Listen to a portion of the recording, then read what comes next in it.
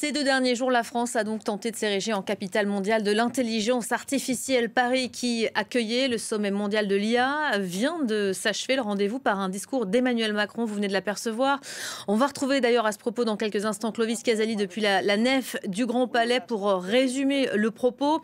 Le président a en tout cas montré sa volonté d'imposer la France en tête de wagon dans cette course à l'intelligence artificielle. Paris, en guise de moteur européen aussi, qui irait concurrencer les Chinois et mieux encore l'Amérique de Donald Trump. On va aborder ce dossier avec Jean-Christophe Gallien. Bonjour Jean-Christophe, vous êtes politologue conseiller en communication. Un mot d'abord des Européens et puis de la France. Les Européens qui ont annoncé en la personne d'Ursula von der Leyen ce matin 200 milliards d'euros d'investissement donc sur l'IA. Paris avait déjà fait savoir ce week-end que la France investirait 109 milliards d'euros dans ce secteur. On voit bien quand même cette volonté de se faire une place dans cette bataille stratégique qui s'annonce, qui a même déjà commencé. Qui a commencé depuis maintenant bien des années, parce qu'effectivement, l'Europe cherche à se positionner entre les deux monstres. Le principal acteur aujourd'hui, qui sont les États-Unis, avec, on le sait tous, pour beaucoup d'entre nous, on utilise déjà personnellement un certain nombre d'outils grand public, qui sont parmi la multitude qui sort à chaque seconde quasiment depuis le territoire américain. Donc ça, c'est le principal vecteur. Aujourd'hui, le flux vient des États-Unis. Le deuxième gros acteur, parce qu'il met beaucoup d'argent, c'est la Chine. Et on l'a vu récemment, notamment avec une illustration même de ce qu'est ce combat géopolitique, cette guerre géopolitique des technologies, mais qui passe cette fois-ci par l'intelligence artificielle, avec notamment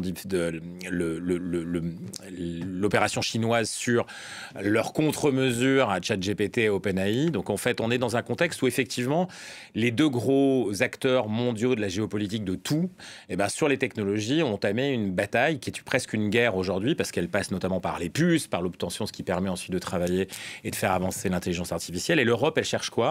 Elle cherche à se faire une place un peu tardivement, mais avec beaucoup de vigueur, on le sent sur ce sommet. Donc un premier sommet, des annonces d'investissement, soyons clairs, c'est des investissements pour beaucoup qui sont dans les centres de données, c'est-à-dire en gros ce dont dont besoin les IA pour pouvoir fonctionner, mais ça n'est pas le cœur du moteur, si vous voulez. C'est-à-dire que pour l'instant, notamment dans tout ce qui concerne le grand public, mais même sur les usages professionnels, on est un peu à la traîne, et là on se bat sur la localisation sur son propre territoire de data centers, de données. Pourquoi? Parce qu'on est capable de fournir de l'énergie, de l'eau, et que tous les acteurs de l'intelligence artificielle ont besoin, par géographie, de tous ces lieux pour stocker les données, permettre aux IA de travailler, ainsi de suite. Donc l'Europe, elle est d'abord là-dessus.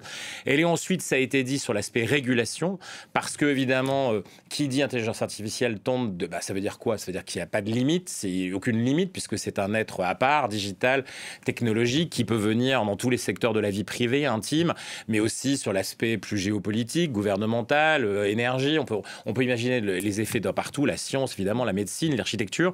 Donc si... Et ça, c'est le point de vue de l'Europe. On essaie de lutter contre ce qui est arrivé, c'est-à-dire en gros une colonisation. Soyons clairs, nous sommes des gens colonisés. Pour éviter d'être totalement vassalisés, voire esclavagisés par l'intelligence artificielle venue des États-Unis ou de Chine, on cherche de la régulation, notamment pour le grand public, mais pas seulement, pour les actes professionnels. Et voilà.